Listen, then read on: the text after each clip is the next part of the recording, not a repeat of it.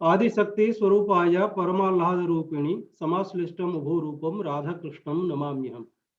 विश्वेश्वरानंद विश्वबंधु संस्कृत एवं भारत भारती अनुशीलन संस्थान, पंजाब विश्वविद्यालय साधु आश्रम होशियारपुर, भारतीय शिक्षण मंडलम एवं संस्कृत भारती के शास्त्र रक्षण प्रकल्प के संयुक्त तत्वावधान में चल रहा यह पातंजलि योगसूत्र के व्यास भाष्य के पंक्ति से अध्ययन का आज 51वां पाठ है।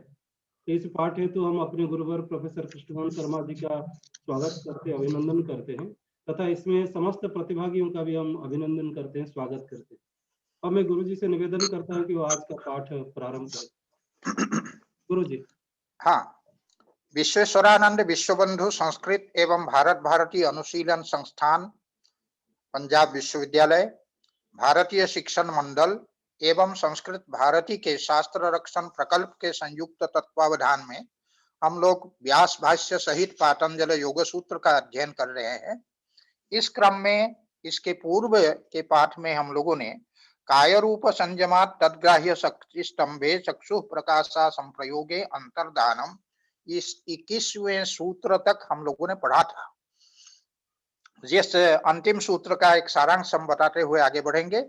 अंतिम सूत्र जो काय रूप संयमात तद्ग्राह्य शक्ति स्तंभे चक्षु प्रकाशा संप्रयोगे अंतर्धानम, ये जो सूत्र है, इस सूत्र का तात्पर्य यह है, काय रूप संयमात, शरीर के जो रूप है उस रूप में, कायस्य रूपमिति काय रूपम तस्मिन् संयमात, अर्थात शरीर के जो रूप है उसमें संयम करने से तद्ग्राह्य शक्ति स्तंभ है। तद्ग्राह्य शक्ति चक्षुर इंद्रिय के द्वारा रूप का ग्रहण होता है, इसीलिए रूप ग्राह्य है, उसमें ग्राह्यता शक्ति होती है। तो उसकी जो ग्राह्यता शक्ति है, तद्ग्राह्य शक्ति माने चक्षुर इंद्रिय के द्वारा जो शरीर के जो रूप है उस रूप के ग्रहण करने की जो क्षमता है, शक्ति है, उसका जब स्तंभन कर दिया जाता है, उसको जब रोक दिया जाता है, तब क्या होता है, प्रकाशा संप्रयोगे, क्योंकि चक्षु के द्वारा ही विषय का प्रकाशन होता है, चक्षु में प्रकाश है, क्योंकि प्रकाश के बिना किसी भी वस्तु का साक्षात्कार हमको हो नहीं सकता है, प्रकाश के द्वारा ही किसी भी वस्तु को हम देख पाते हैं। तो ऐसी स्थिति में रूप का जो प्रत्यक्ष होता है उसमें चक्षु का जो प्रकाश है वो कारण होता है, लेकिन चक्षु का जो प्रकाश है उसका जब स्तंभन कर देते हैं, उसको जब रोक देते हैं, नेत्रेंद्रिय के प्रकाश का जो संयोग है वो चूंकि नहीं होता है, प्रकाशा संप्रयोग अर्थात नेत्रेंद्रिय का, चक्षुर इंद्रिय का जो प्रकाश है उस प्रकाश से संयोग न होने के कारण योगी का जो शरीर है, वो योगी का शरीर क्या होता है, अंतर्धान हो जाता है, अर्थात योगी का शरीर दिखाई नहीं पड़ता है। ये हम लोगों ने उसमें पढ़ा था। भाष्यकार ने वही कहा था, कायस्य रूपे संयमात, शरीर का जो रूप है उसमें जब संयम करते हैं तो रूपस्य जा ग्राह्या शक्ति, रूप में जो ग्राह्यता शक्ति है, ग्राह्य शक्ति का ग्राह्यत्व शक्ति या ग्राह्यता शक्ति, उसमें जो है वो ताम प्रतिबंधाती, उसका प्रतिबंध हो जाता है, अर्थात उसका स्तंभन हो जाता है, उसको रोक दिया जाता है।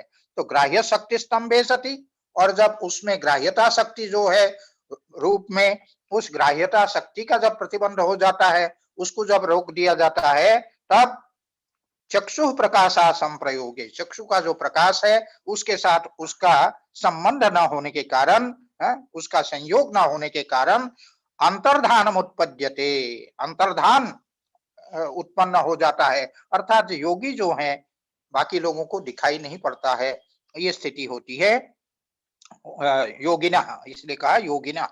एतेन शब्दाद्यंतर्धानम उक्तम वेदितव्यम, ये तो रूप एक उपलक्षण है, इस रूप से शब्द स्पर्श रस गंध भी ले लिए जाएंगे, क्योंकि तत्त ज्ञानेन्द्रियों के द्वारा तत्त विषयों का ग्रहण हम करते हैं, इसीलिए उन विषयों में ग्राह्यता शक्ति है और इन इंद्रियों में वही ग्रहण शक्ति है। तो इस प्रकार से जब उसमें जो ग्राह्यता शक्ति है उस ग्राह्यता शक्ति का स्तंभन कर देंगे तो उसी प्रकार ये तत्त जो है सिद्धियां वो प्राप्त होगी। तो इसीलिए ये बताया यहाँ पर कि ये जो है एतेन शब्दाद्यंतर्धान मुक्तम, शब्द आदि भी सुनाई नहीं पड़ेगा, उसी प्रकार स्पर्श नहीं प्रतीत होगा, उसी प्रकार रस की प्रतीति नहीं होगी, गंध की प्रतीति नहीं होगी, ये स्थिति होगी। तो इस सूत्र तक हम लोगों ने पढ़ा था। आज जो हम लोगों को पढ़ना है, सोपक्रमम निरूपक्रमम च कर्म तत्संयमाद अपरांत ज्ञानम अरिष्टेभ्यो वा। सोपक्रमम निरूपक्रमम च कर्म। अब ये संयम से प्राप्त होने वाली ये अगली जो सिद्धि है उसको ये बता रहे हैं कि जो कर्म है वो कर्म जो है सोपक्रम और निरूपक्रम दो प्रकार के कर्म होते हैं। सोपक्रम माने जो फल प्रदान करने के लिए तत्पर है, तैयार है, उपक्रम के सहित जो विद्यमान है उसको कहेंगे सोपक्रम। उपक्रम के सहित, उपक्रम का तात्पर्य है जैसे इस कार्य को करने का हम उपक्रम कर रहे हैं, माने तैयारी कर रहे हैं, तो वही है सोपक्रम। उपक्रमेन सहितम सोपक्रमम। एक कर्म होता है सोपक्रम, तो तैयारी करने का मतलब क्या है, फल प्रदान करने में वो तत्पर सक्रिय हो जाना, ये जो है सोपक्रम हुआ। और निरूपक्रम जो कार्य की ओर उन्मुख होने में जिसमें शिथिलता हो, जिसमें अभी तैयारी नहीं हो रही है, इस प्रकार की स्थिति जिसमें हो, अर्थात कर्म जो है हर एक कर्म की स्थिति ये है कि प्रत्येक कर्म जो है कुछ न कुछ फल प्रदान करता है। तो जो फल प्रदान करने के लिए जो उन्मुख अभी नहीं हुआ है, वो शिथिल है, ऐसे जो कर्म है उसको कहेंगे निरूपक क्रमम कर्म। लेकिन इससे ये बात नहीं समझ लेना चाहिए कि जो निरूपक क्रम कर्म है वो फल नहीं देगा, क्योंकि अवश्य में वही भोक्तव्यम कृतम कर्म शुभाशुभम, वो भी फल अवश्य देगा। तो जो सोपक्रम कर्म है और निरूपक क्रम कर्म है, ये दो प्रकार के जो कर्म है वो कर्म उसके बारे में आगे कहते, माने सोपक्रम और निरूपक क्रम ये दोनों प्रकार के जो कर्म है उसमें ये कह रहे हैं तत्संयमात अपरांत ज्ञानम अरिष्टेभ्यो वा। तत्संयमात माने उनमें किए गए जो संयम है सोपक्रम कर्म में और निरूपक क्रम। निरूपक क्रम का वही हुआ अर्थ है कि जो फल प्रदान करने के लिए अभी तत्पर नहीं है, अर्थात वो निष्क्रिय है, ऐसा जो वो कर्म है। दोनों प्रकार निष्क्रिय होने का तात्पर्य यही हुआ कि समय आने पर, जब समय आएगा तब जो है अनुकूल परिस्थिति जब आएगी तब जाकर के वो कर्म फल प्रदान करेगा। तो ऐसा जो निरूपक क्रम कर्म है, तो इन दोनों कर्मों में उसके लिए वो कहते हैं कि तत्संयमात अपरांत ज्ञानम अरिष्टेभ्यो वा। उससे होने वाली, योगी को होने वाली जो सिद्धि है वो है अपरांत ज्ञानम। अपरांत ज्ञानम का तात्पर्य क्या है? अपरांत शब्द का जो अर्थ है अपरश्चासौ अंतश्च इति अपरांत, माने मृत्यु, मरणम। मृत्यु को अपरांत कहा गया है, इसीलिए कहा गया है कि वो अंत जो है दो प्रकार का होता है। एक जो है लौकिक ये है, और दूसरा जो है क्या है, वो महाप्रलय, जो हमेशा हम लोग की, जिसने जन्म लिया उसकी मृत्यु जातस्य ही ध्रुवो मृत्यु ध्रुवम जन्म मृतस्य, ये जो स्थिति बनी रहती है जन्म मृत्यु की, तो ये जो मृत्यु जो है वो अपर इसलिए है कि महाप्रलय जो है उसके बाद फिर सभी जो है नष्ट हो जाता है, इसीलिए उसके बाद पुनर्जन्म उस ढंग से नहीं होता है। तो इसीलिए महाप्रलय को वो परांत कहेंगे और ये जो है अपरांत है। इसीलिए कहते हैं इसमें संयम करने से, सोपक्रम और निरूपक क्रम कर्म में संयम करने से अपरांत ज्ञानम, अर्थात उस मृत्यु का ज्ञान होता है। मृत्यु का ज्ञान होने का मतलब है किस देश में किस काल में मृत्यु होगी इसका ज्ञान होने लगता है। एक तो यह सिद्धि हुई, और दूसरी एक लौकिक सिद्धि इस प्रकार की है जो सामान्य जनों को भी ये सिद्धि होती है, योगी को ही नहीं, सामान्य जनों को, योगी को तो ये सिद्धि होती है, यह सिद्धि जो है सामान्य जनों को नहीं होती है। लेकिन जो सामान्य जन है उनको अरिष्टेभ्यो वा। अरिष्ट का तात्पर्य यह है कि जो कुछ जिसको हम लोग सामान्य भाषा में अपशकुन कहते हैं, कुछ ऐसे लक्षण जो है दिखाई पड़ने लगते हैं जिनके दिखाई पड़ने से ये ज्ञात होता है कि अब मृत्यु जो है सन्निकट है, ये ज्ञान होता है। तो इसीलिए उसको कहते हैं अरिष्ट। उन अरिष्टों को जब कोई व्यक्ति जो है वो देखने लगता है, अपशकुन जब वो देखने लगता है, उससे जो है क्या होता है, उससे भी उससे भी जो है मृत्यु का ज्ञान होता है, अपरांत का ज्ञान होता है। तो ये दो बातें हो गई। अब इसी को ये कहते हैं, भाष्यकार इसी की व्याख्या करते हैं, आयुर्विपाकम कर्म द्विविधम सोपक्रमम निरूपक्रमम। आयुर्विपाकम कर्म द्विविधम सोपक्रमम निरूपक्रमम।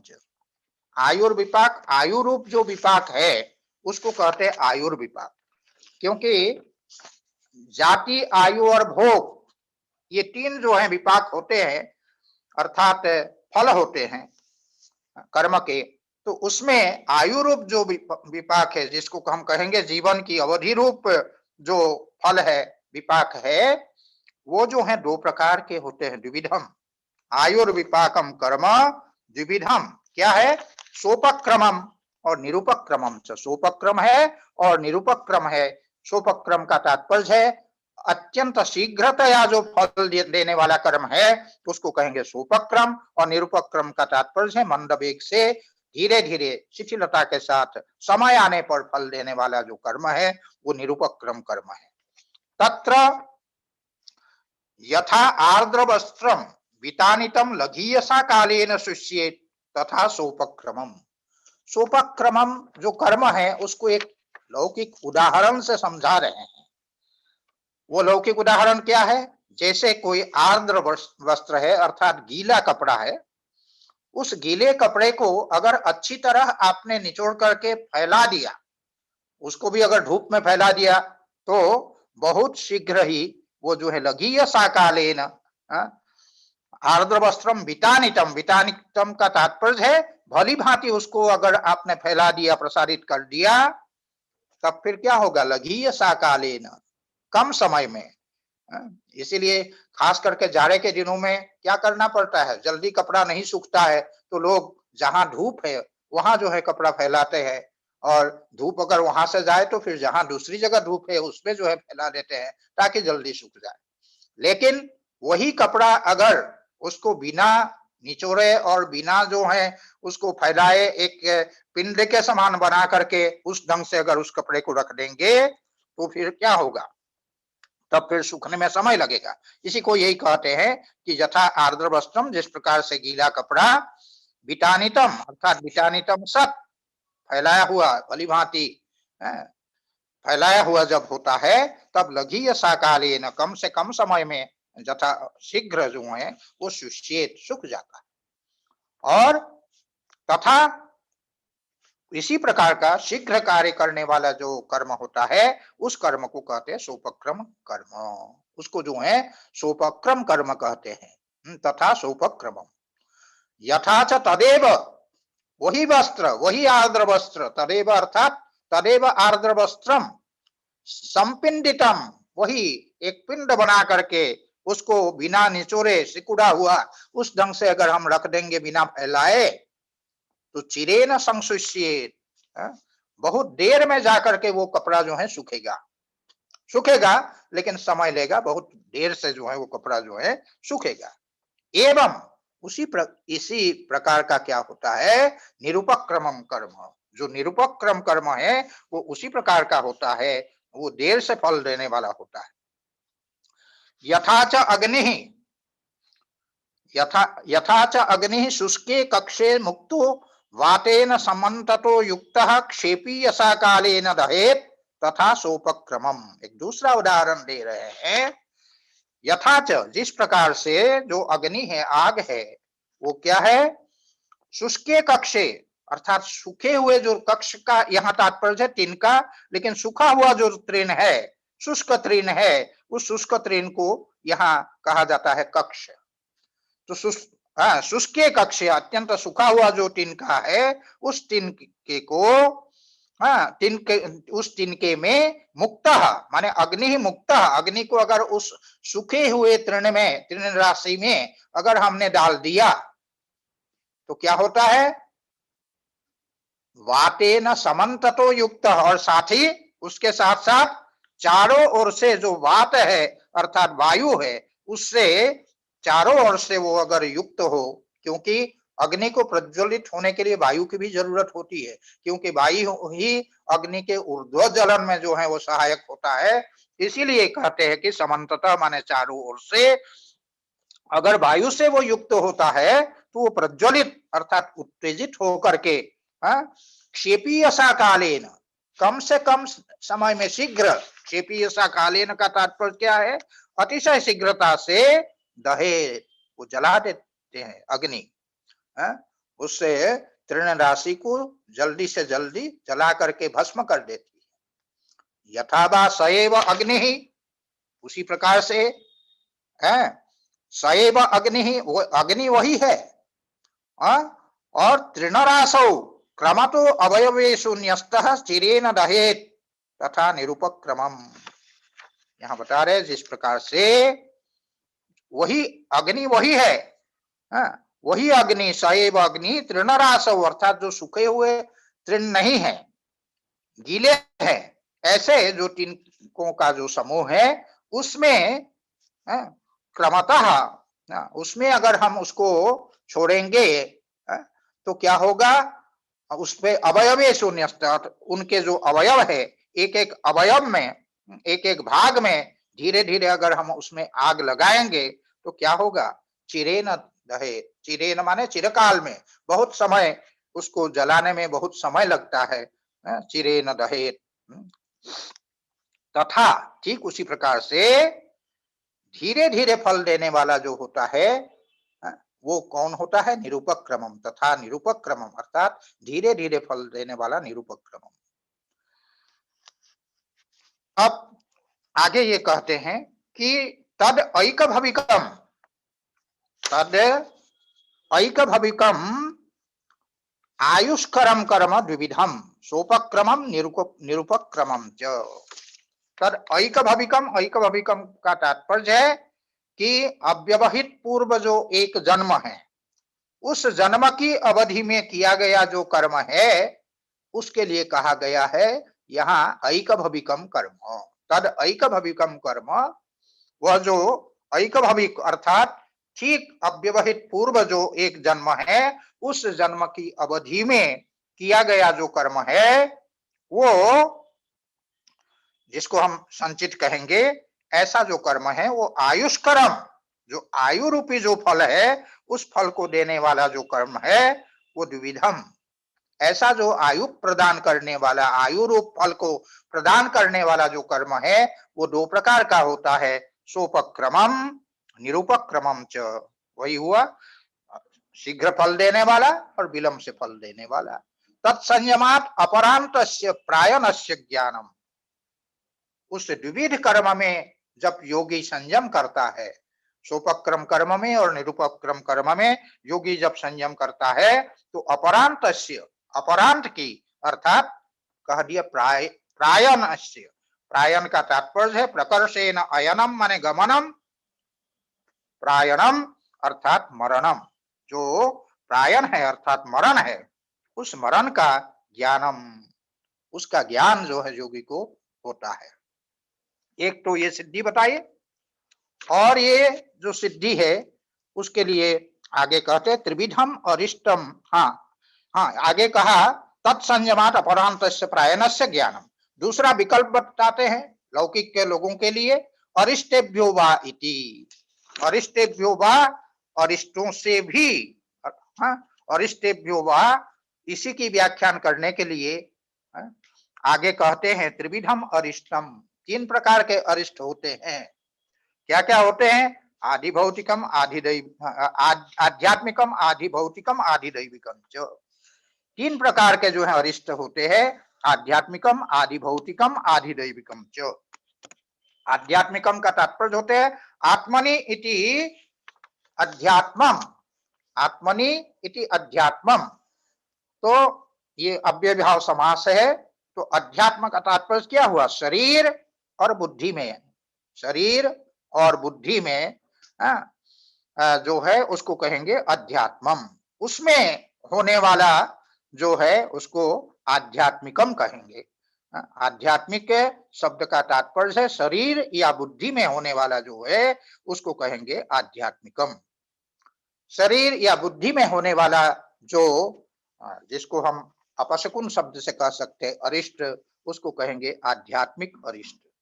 और आदिभौतिक उसी प्रकार भूते इति अधिभूतम तत्र भवम आदिभौतिकम।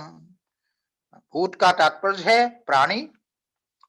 उन प्राणियों में जो जब अरिष्ट दिखाई पड़ता है तो वो उसको कहेंगे, उसी की जो है प्राणियों में होने वाला जो अरिष्ट है उसको कहेंगे आधिभौतिकम अरिष्टम। प्राणियों में होने वाला अरिष्ट जो है उसको आधि भौतिकम कहेंगे। आधि भौतिक जो है उसका उदाहरण यहाँ पर स्वयं भाष्यकार जो है प्रस्तुत कर रहे हैं। और तीसरा जो है वो आधिदैविकम, आधिदैविक जो है अरिष्ट है। तो उसमें आध्यात्मिक अरिष्ट क्या है उसका उदाहरण प्रस्तुत करते हुए भाष्यकार कहते हैं तत्र आध्यात्मिकम घोषम स्वदेहे पिहित कर्णो न शृणोति। ये देखिए, ये हमारा जो है जब हम सामान्यतः कान बंद कर लेते हैं तो कान बंद करने पर भीतर एक घोष सुनाई पड़ता है, एक आवाज सुनाई पड़ती है। अपने ही शरीर में जब हम क्या करते हैं, कान को जो पिहित कर लेते हैं, कान को जब बंद कर देते हैं तो एक घोष सुनाई पड़ता है। लेकिन जब कोई व्यक्ति उस शब्द को सुनने में असमर्थ हो जाता, नहीं सुनता है, उसको वह शब्द, वह घोष कान के बंद करने पर घोष सुनाई नहीं पड़ता है, तो वो एक प्रकार अरिष्ट हुआ। आध्यात्मिक, उस शरीर में होने वाला आध्यात्मिक जो है वो अरिष्ट है, न शृणोति। और वा अर्थात अथवा और क्या है, ज्योतिर्वा नेत्रे अवस्तब्धे न पश्यति। नेत्रे अवस्तब्धे, जब नेत्रों को हम बंद कर लेते हैं तो एक भीतर ज्योति की अनुभूति होती है, एक प्रकाश की अनुभूति होती है। जब भी हम नेत्र बंद कर लेते हैं तो एक प्रकाश की अनुभूति होती है। लेकिन जब वो अनुभूति होना बंद हो जाए, नेत्र को जब पिहित कर ले, नेत्र को जब बंद कर ले, तो बंद करने पर ज्योति, जो आंतरिक जो प्रकाश है, भीतर जो एक ज्योति का भान होता है, वो भान अगर ना हो, न पश्यति, नहीं देखता है, तो ये भी मरण सूचक है, ये भी अरिष्ट है। इससे भी मृत्यु होने वाली है जल्दी। ये जो है ये उसी का एक प्रकार का ये चिन्ह है।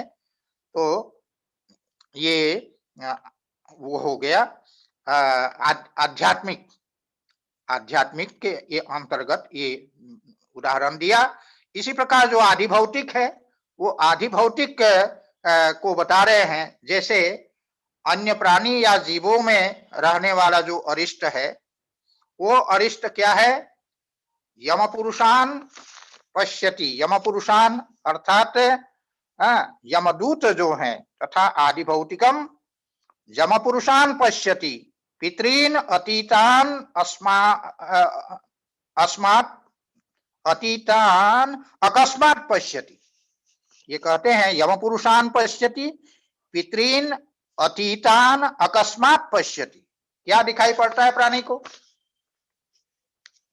प्राणी को ये दिखाई पड़ने लगता है कि वो जो है वो यम पुरुष अर्थात यमदूत जो है अचानक दिखने लगते हैं, यमदूत। और अतीतान पितरीन अकस्मात पश्यति, जो पितर लोग जो अतीत हो चुके हैं, जिनकी मृत्यु हो चुकी है, ऐसे जो पितर है, उन पितरों को अकस्मात अर्थात एकाएक अचानक जो है वो पश्यति देखता है। तो ये हुआ आधिभौतिक अरिष्ट। ये आधिभौतिक अरिष्ट भी मृत्यु सूचक, मरण सूचक जो है वो होता है। और इसके बाद कहते हैं कि तथा आधिदैविकम स्वर्गम अकस्मात सिद्धान वा पश्यति विपरीतम वा सर्वमिति। क्या है? अकस्मात जो है उसको अचानक स्वर्गम पश्यति, स्वर्ग दिखने लगता है, स्वर्ग दिखाई पड़ता है। और इस कभी क्या होता है, सब उल्टा पुल्टा दिखाई पड़ने लगता है, विपरीत दिखाई पड़ने लगता है। तो जैसे गांव में है, नगर में है, वो सब स्वर्ग है, मानो ये स्वर्ग है। इस प्रकार मनुष्य लोग को ही जब देवलोक के रूप में देखने लगता है, उसको दिखाई पड़ने लगता है, तो ये उल्टा सीधा जो दिखाई पड़ता है वो भी एक प्रकार का मृत्यु का लक्षण है। ये सब जो है लौकिक जो है आधिदैविक वो अरिष्ट है। इस प्रकार से तद आधिदैविकम स्वर्गम अकस्मात सिद्धान अथवा सिद्ध जो जन है, सिद्ध लोगों को अकस्मात वो देखता है। तो ये सब क्या है? ये सब के सब अरिष्ट है। और विपरीत अगर दिखाई पड़े तो ये अरिष्ट है। अनेन वा जानाति अपरांतम उपस्थितम इति। अनेना माने ये तीन प्रकार का जो अरिष्ट बतलाया, आध्यात्मिक, आधि भौतिक और आधिदैविक। अनेन का तात्पर्य है अनेन आध्यात्मिकादि अरिष्टत्रयेण। आध्यात्मिक आदि जो ये तीन अरिष्ट है, इन तीन अरिष्टों से भी क्या होता है? जानाति, किम जानाति अपरांतम उपस्थितम इति। मृत्यु उपस्थित हो गया है, मृत्यु बस अब आने ही वाली है। इस प्रकार से उनको वो ये ज्ञान जो है होने लगता है, प्राणी जानने लगता है। हाँ, तो इस प्रकार ये जो है योगी को होने वाला और सामान्य लोगों को होने वाला जो होने वाली जो ये सिद्धि है, तो ये सिद्धि अर्थात मृत्यु के संदर्भ में जो ज्ञान, तो ये एक प्रकार की सिद्धि हुई। अब इस सिद्धि के पश्चात दूसरी सिद्धि आगे बता रहे हैं, मैत्रादिषु बलानि।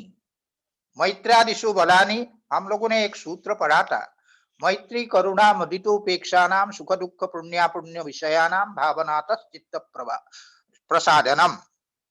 मैत्री भावना, करुणा भावना, मुदिता भावना और उपेक्षा भावना, इनमें से उपेक्षा को छोड़ करके यहाँ आदिपद से मैत्री, करुणा और मुदिता, इन तीन को ही लेना है। क्योंकि भावना जो भाव पदार्थ है उसी में जो है भावना संभव है, अभाव में भावना संभव नहीं है। उपेक्षा तो अभावात्मक है, इस कारण से उपेक्षा को छोड़ करके यहाँ मैत्र्यादिषु कहने से मैत्री, करुणा और मुदिता, इन तीन भावनाओं को लेना है। इसीलिए भाष्यकार आगे उसको बताएंगे। तो मैत्री आदि जो तीन ये भावना है, इन तीन भावनाओं में जब संयम कोई करता है, सब संयम से होने वाली सिद्धियां है, इसीलिए उसकी अनुवृत्ति हर एक सूत्र में होती रहेगी। तो मैत्री आदि भावना में जब कोई संयम करते हैं, तो उस संयम से मैत्री आदि संबंधी जो बल है, मैत्री में अगर उसमें भावना कर संयम करते हैं तो मैत्री बल जो है उसको प्राप्त होता है।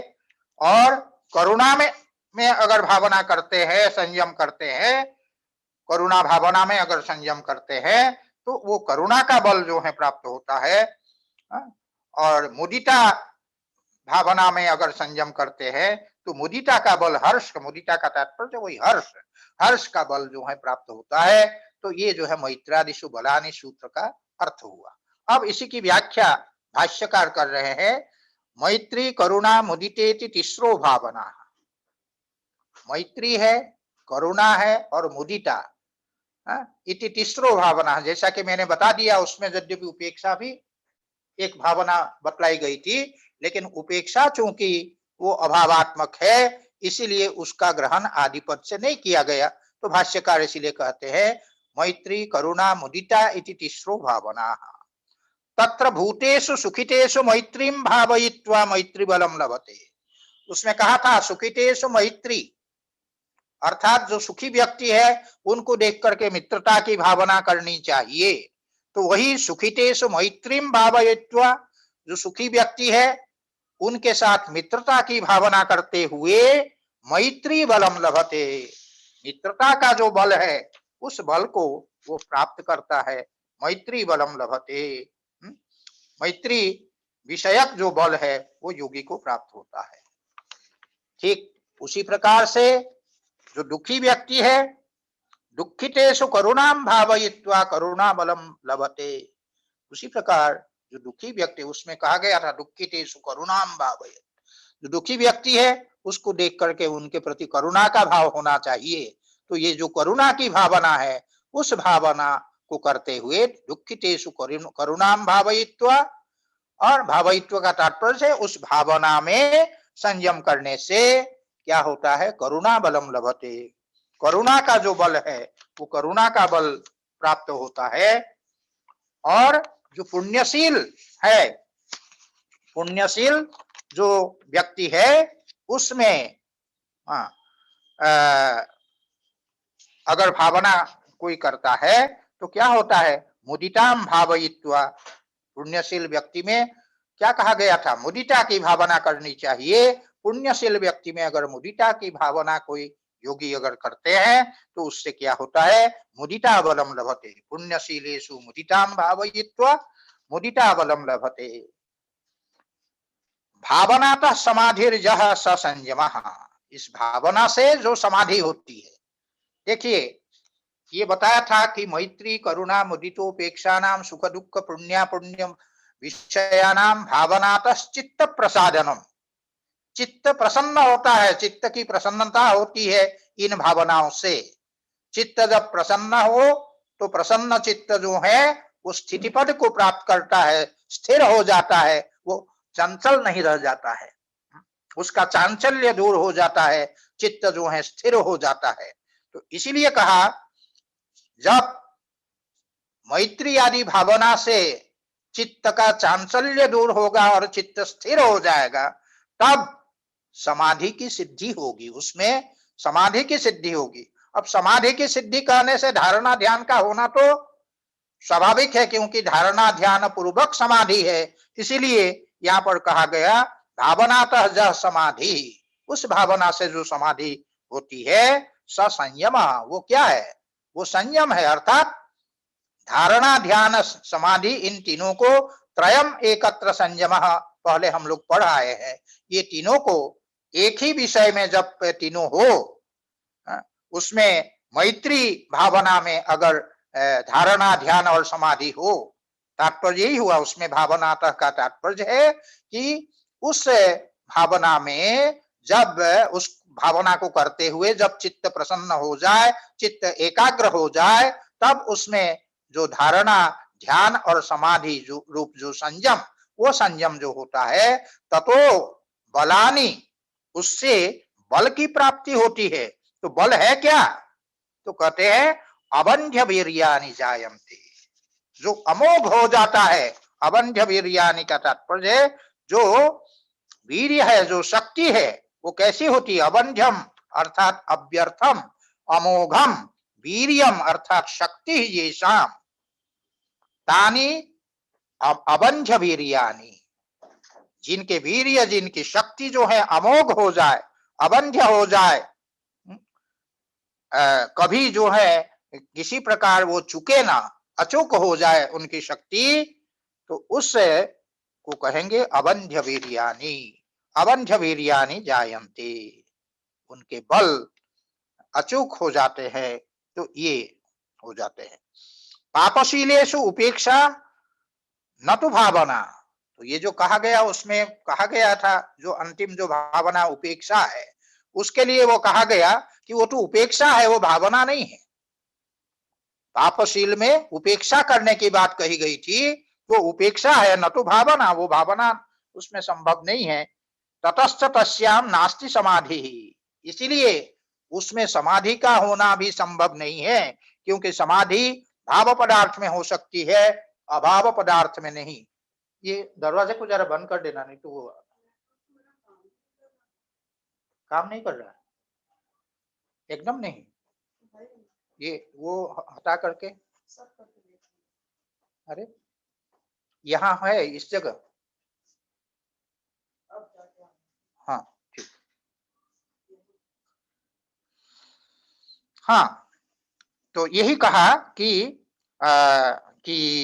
पापशीलेषु उपेक्षा न तो भावना, उसमें वो उपेक्षा होती है, भावना नहीं है। ततश्च तस्याम नास्ति समाधि, इसीलिए उसमें जो है समाधि संभव नहीं है। इत्यतो न बलम उपेक्षा, उपेक्षातः, उपेक्षा से कोई किसी प्रकार के बल की प्राप्ति संभव नहीं है। तत्र संयमाभावात्, क्योंकि उसमें उपेक्षा चूंकि अभावात्मक है, इसीलिए उसमें संयम नहीं किया जा सकता है। संयम तो भाव पदार्थ में किया जा सकता है, इसीलिए कहा न बलम उपेक्षा, तो उपेक्षा से किसी प्रकार के बल की प्राप्ति नहीं होगी, क्योंकि उसमें संयम नहीं किया जा सकता, संयमाभावात्। इस प्रकार से मैत्रादिषु बलानि, ये जो सूत्र है ये हुआ। अब कहते बलेषु हस्ति बलादि, अगली जो सिद्धि है उस सिद्धि को बताते हुए यहाँ पर बता रहे हैं कि बलेषु हस्ति बलादीनि, अर्थात हस्ती आदि, हाथी इत्यादि जो पशु है, बलवान जो पशु है, उनके जो बल है, उनके बल में जब कोई संयम करता है तो योगी को जो है क्या है, जो हस्ती आदि का जो बल है, हाथी आदि का जो बल है, वो प्राप्त होता है। योगी को ऐसा बल प्राप्त होता है जैसे हाथी में बल होता है, उसी प्रकार का बल योगी को प्राप्त होता है। बलेषु हस्ति बलादीनि। अब इसी की व्याख्या करते हैं भाष्यकार, हस्ति बले संयमात् हस्ति बलो भवति। हस्ति बले संयमात् अर्थात हस्ती का जो बल है, हाथी में जो बल है, उसमें जब कोई संयम करता है तो हस्ति बलो भवति। हस्तिनः बलमिव बलम यस्य असौ हस्ति बलः, अर्थात हाथी के बल के बराबर जिसका बल है उसको कहेंगे हस्ति बल, अर्थात योगी हस्ती के समान बल वाले हो जाते हैं। आगे कहते वैनतेय बले संयमात्, वैनतेय जो गरुड़ है उनका जो बल है, उस बल में जब कोई योगी संयम करता है तो वैनतेय बलो भवति। वैनतेयस्य बलमिव बलम यस्य, वैनतेय के गरुड़ के बल के समान जिनका बल हो उनको कहेंगे वैनतेय बल। उसमें जब कोई संयम करता है तो वह जो योगी है वो वैनतेय बल हो जाता है, अर्थात वैनतेय सदृश, गरुड़ सदृश उनका बल हो जाता है, इतने बलशाली वो योगी हो जाता है। आगे कहते हैं एक कदम और आगे बढ़कर, वायु बले संयमात् वायु बलो भवति। वायु में जो वेग है, बल है, उस बल में अगर संयम करता है योगी तो वायु का जो बल है वो उनको प्राप्त होता है। इसीलिए वायुरिव बलम यस्य असौ वायु बलः, वायु के समान जिसका बल है उसको कहेंगे वायु बल। वायु के समान बल वाला वो योगी हो जाता है। आप जानते हैं जब झंझावात आता है तब क्या क्या होता है, कितने पेड़ मकान सब जो हैं धराशायी हो जाते हैं। तो ये वायु का जो बल है, वो वायु के समान बल जो है वो योगी को प्राप्त हो जाता है अगर वायु के बल में योगी संयम करता है।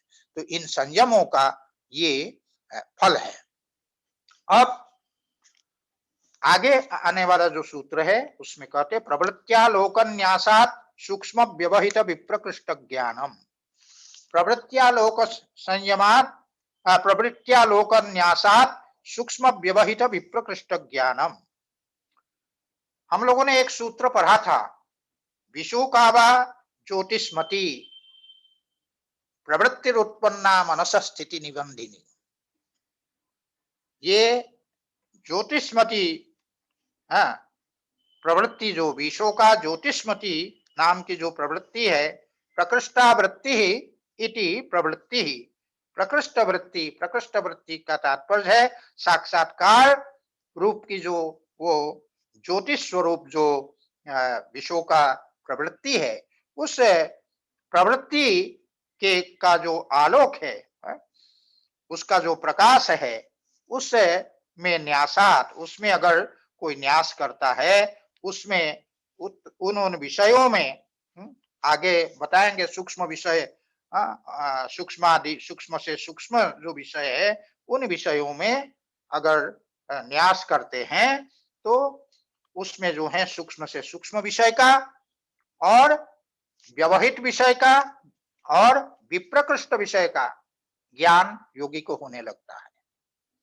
अगर विषयों का ज्योतिषमती जो प्रवृत्ति है उसका जो आलोक है, उसका जो प्रकाश है, उस प्रकाश में प्रकाश को, उसी प्रकाश को तत्तर विषयों में अर्थात सूक्ष्म से सूक्ष्म विषय में, व्यवहित विषय में, सूक्ष्म विषय जैसे परमाणु आदि सूक्ष्म विषय है, व्यवहित विषय जैसे भित्ति आदि के उस पार क्या वस्तु है, दीवाल के उस पार क्या वस्तु है, जिस कक्ष में हम बैठे हैं इसके बगल में जो कक्ष है उसमें क्या वस्तु है हम उसको नहीं देख सकते हैं, लेकिन वो क्योंकि वो व्यवहित है।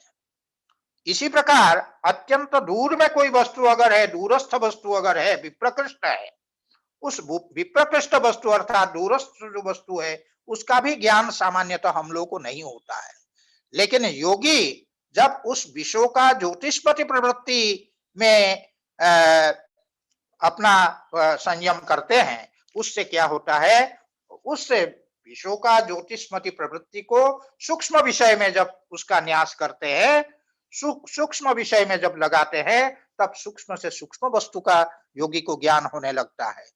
ठीक उसी प्रकार से जो व्यवहित वस्तु है, जो दीवाल के उस पार या किसी और व्यवधान के उस पार कोई वस्तु जो है, उसमें अगर उसके आलोक को, ज्योतिषमती प्रवृत्ति के आलोक को, प्रकाश को उसमें अगर वो लगाता है, न्यास करता है, तो उससे क्या हो जाता है, उस व्यवहित वस्तु का भी योगी को ज्ञान होने लगता है। उसी प्रकार अत्यंत दूर में विप्रकृष्ट जो वस्तु है, दूरवर्ती जो वस्तु है, जैसे मान लीजिए पर्वत के शिखर में कोई वस्तु है, समुद्र के तल में क्या वस्तु है, इत्यादि वस्तुओं का, इत्यादि पदार्थों का, क्योंकि समुद्र के तल में जो है अत्यंत दूर में वो विद्यमान है, अत्यंत गंभीर जो है वो समुद्र होता है, अतल जो है वो समुद्र होता है। ऐसे समुद्र के तल में क्या वस्तु है उसका भी ज्ञान, ऐसे विप्रकृष्ट वस्तु का ज्ञान भी योगी को होने लगता है। इसी की व्याख्या करते हुए भाष्यकार कहते हैं, ज्योतिषमती प्रवृत्तिरुक्ता मनसः, ज्योतिषमती प्रवृत्तिरुत्पन्ना मनसः स्थिति निबंधिनी, विषयों का व ज्योतिषमती प्रवृत्तिरुत्पन्ना मनसः स्थिति निबंधिनी, ये जो है सूत्र हम लोगों ने पढ़ा था। यहाँ कहते हैं कि ज्योतिषमती प्रवृत्तिरुक्ता मनसः, वो प्रवृत्ति किसकी है, मन की है। मन की ऐसी प्रवृत्ति, उसको हम कह चुके हैं, बतला चुके हैं प्रथम पाद में, तो उसी का स्मरण दिलाते हुए भाष्यकार कहते हैं ज्योतिषमती प्रवृत्ति रुक्ता मनसः, वो मन की ऐसी जो प्रवृत्ति है उसको हम बतला चुके हैं। तस्याम जह आलोकः, तस्याम अर्थात तस्याम प्रवृत्तौ, उस प्रवृत्ति में जो आलोक है, उस ज्योतिषमती प्रवृत्ति में जो आलोक है, उस आलोक में, प्रकाश में, तम, उस प्रकाश को, ज्योतिषमती प्रवृत्ति के आलोक को, प्रकाश को, तम योगी सूक्ष्मे वा विवहिते वा विप्रकृष्टे वा अर्थे विन्यस्य, उसी प्रकाश को, उसी आलोक को सूक्ष्मे विन्यस्य, सूक्ष्म वस्तु में उसको लगा करके, उसको न्यास करके, उसका न्यास करके, या व्यवहित वस्तु में उसको, उसका न्यास करके, या विप्रकृष्ट अत्यंत दूर, उदाहरण हम बता चुके हैं, सूक्ष्म से सूक्ष्म जैसे परमाणु आदि है, उसमें अगर वो उस आलोक को वो लगाता है तो उसको परमाणु रूप जो सूक्ष्म तत्व है उसका जो है उसको अधिगम होने लगता है, ज्ञान होने लगता है। उसी प्रकार जो व्यवहित वस्तु है, उस व्यवहित वस्तु में अगर उस ज्योतिषमती प्रवृत्ति का जो आलोक है, उस आलोक को, उस प्रकाश को अगर व्यवहित वस्तु में अगर योगी लगाते हैं, उस व्यवहित वस्तु का भी ज्ञान योगी को होने लगता है। और विप्रकृष्टे व अत्यंत दूर में विद्यमान, जैसा कि मैंने बताया समुद्र के तल में क्या है, और पर्वत के शिखर में क्या है, इस प्रकार की वस्तुओं का जो विप्रकृष्ट वस्तु है उसमें अगर उस आलोक का विन्यास करते हैं तो उससे योगी को उस वस्तु का भी ज्ञान होता है, अधिगम होता है। अधिगच्छति तम अर्थम अधिगच्छति, तम अर्थम तम विषयम, उस विषय को, उस वस्तु को, उस पदार्थ को वो योगी जो है जान लेता है, उसका साक्षात्कार योगी को हो जाता है। इस प्रकार से यहाँ तक ये सिद्धियां बतलाई गई। आगे आने वाला सूत्र काफी लंबा है, उसको हम सोचते हैं कल तो नहीं, परसों जो है, परसों उस सूत्र को करेंगे और एक साथ करेंगे तो सभी को उसका जो सातत्य है वो आवश्यक है, तभी जो है वो पूरा हो पाएगा। और मैं एक सूचना दे दूं, इसीलिए आज का पाठ हम यही समाप्त करेंगे। भुवन ज्ञानम सूर्य संयमात, सामान्य अर्थ तो यही है कि सूर्य में अगर हम संयम करते हैं, योगी अगर सूर्य में संयम करते अर्थात धारणा, ध्यान और समाधि का जो विषय सूर्य को अगर वो बनाते हैं, आलंबन सूर्य को बनाते हैं, तो क्या होता है, समस्त भुवनों का जो ज्ञान होता है, तो भुवन क्या है, भुवन का कितना बड़ा विस्तार है, वो विस्तार हम लोग जो है अगले पाठ में पढ़ेंगे। तो ये योगी को समस्त जो है भुवन है, उस भुवन का जो है ज्ञान होने लगता है। तो ये इस सूत्र में हम लोग पढ़ेंगे। हाँ, एक सूचना हमको ये देनी है, अगला पाठ परसों अर्थात गुरुवार को होगा, उसमें हम प्रयास यही करेंगे कि ये सूत्र पूरा हो जाए। और उसके बाद हम 6 तारीख से लेकर 9 तारीख तक, चूंकि बाहर जा रहे हैं, रहेंगे नहीं, इसलिए 6 से 9 तक कक्षा नहीं हो पाएगी, अर्थात शनिवार और मंगलवार को कक्षा नहीं हो पाएगी। जैसे परसों गुरुवार को कक्षा होगी, ठीक उसी प्रकार उसके अगले गुरुवार को फिर कक्षा होगी। गुरुजी एक निवेदन है। हाँ बताएं। गुरुजी अगले गुरुवार को शायद मैं कुछ विभागीय कुछ कार्य है जिसमें मैं व्यस्त रह जाऊंगा, तो हो ओहो, सकता है कि अगला गुरुवार भी मैं उपस्थित ना रहूं। हो पाए। अगर संजीव जी होंगे तब फिर हो जाएगी। अच्छा, देखें संजीव जी, पता नहीं अभी आए कि नहीं आए, हमसे बात नहीं हुई है अभी। जी जी गुरुजी। वो क्योंकि हमसे कह रहे थे कि 1 तारीख को आ भी सकते, नहीं भी आ सकते, आगे बढ़ भी सकता है उनका। जी जी जी। अभी संभवतः नहीं आए होते तो शायद बात होती। आज शायद इसमें जुड़े भी नहीं है ना? नहीं नहीं, जुड़े नहीं है। हाँ, तो इसका मतलब नहीं आए हैं वो। जी गुरुजी। तो अगर तो रहेंगे ठीक है, नहीं तो आप अपना कार्य करिए, कोई बात नहीं। जी गुरुजी, थोड़ी सी विश्वविद्यालय कार्य है, हाँ हाँ, तो मैं, नहीं वो तो आवश्यक है, वो तो पहला कर्तव्य आपका है, क्योंकि उस उसको समय करिए। मैं उपस्थित रहूं, लेकिन मैं पावर पॉइंट नहीं कर सकता कि उपस्थित भी नहीं रह पाऊंगा, कहीं मीटिंग अच्छा, में हूं मैं उस समय। हाँ हाँ ठीक है, उसी समय मीटिंग होगी तो कैसे करेंगे। जी तो गुरुजी। ठीक है, देखते हैं, अगर संजीव जी आए तो ठीक है, नहीं तो फिर हम लोग सीधे 9 तारीख के बाद जो गुरुवार आएगा उस गुरुवार को हम लोग मिलेंगे। जी गुरुजी, इसमें मेरी एक जिज्ञासा थी, जो पिछले हाँ सूत्र था बले हाँ हस्ती बलादिनी, उसी में हाँ एक जिज्ञासा यह है कि जो संयम हम करेंगे हस्ती बल में, या जो वैनतेय बल और वायु बल है, क्या उनके हाँ, कार्यों में करेंगे, या फिर वो तो इंद्रियातीत है, क्योंकि जो बल हस्ती का बल हुआ, वैनतेय का बल हुआ, तो वायु का बल है, वो तो लेकिन इंद्रियातीत है, तो उसमें आप संयम ये कहाँ है? बताइए, उसके कार्य से जी, बल अनुमित होता है कि नहीं?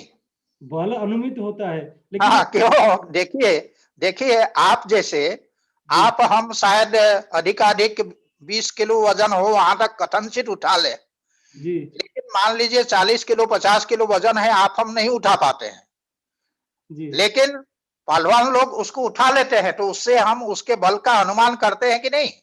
जी करते हैं ना? जी जी तो योगी लोग उस अनुमित जो बल है उस बल में भी संयम कर सकते हैं, गुरु जी एक, सामान्य लोग नहीं कर सकते हैं। जी गुरु जी। हाँ, लेकिन जो योगी है वो जी उस बल में भी संयम कर सकते हैं। जी गुरु जी, इसमें ये है आपका कि कहना जो, सही है, क्योंकि वो इंद्रियातीत है, जी उस बल को हम इंद्रिय से यूं तो नहीं वो कर सकते हैं, लेकिन कार्य से वो अनुमित हो जाता है। हाँ हाँ, जैसे 50 किलो वजन किसी ने उठा लिया, अरे वाह ये तो बड़ा बलशाली है, हम कहेंगे ना। 100 जी किलो वजन उठा लिया तो हम कहें बड़ा बलवान है। हाँ जी। गुरु जी ये है कि जो संयम है वो तो हाँ धारणा, ध्यान, समाधि तीनों है। तो हाँ अनुमेय तो ध्यान और समाधि में कथनचित संभव हो सकता है, लेकिन धारणा में जो प्रदेश विशेष कहा गया तो उसमें हाँ, अनुमेय स्थान का कोई उल्लेख लेकिन वो बल बल कहाँ है? बल। हस्ती में है, जी बल गरुड़ में है। जी तो वो बल सहित जो गरुड़ है उसका जो है मुख्य हाँ ध्येय तो उसमें बल होगा, जी गुरु लेकिन जी। उसका स्थान है ना, जी जी हाँ किसमें है वो? तटस्थ उसका जो अवस्था। अधिकरण है उसमें करेंगे धारणा। जी जी गुरु जी, ठीक है गुरु जी। हाँ ठीक है। जी जी। और किसी अच्छा, की कोई जिज्ञासा है? नहीं है। जी ठीक गुरु है जी। फिर। जी प्रणाम गुरु जी। प्रणाम प्रणाम। जैसा होगा हम, संजीव जी अगर आते हैं तो ठीक है, नहीं तो जी जी गुरु जी, ठीक। जी जी। ठीक अच्छा जी, अच्छा। ठीक है। जी प्रणाम गुरु जी। प्रणाम।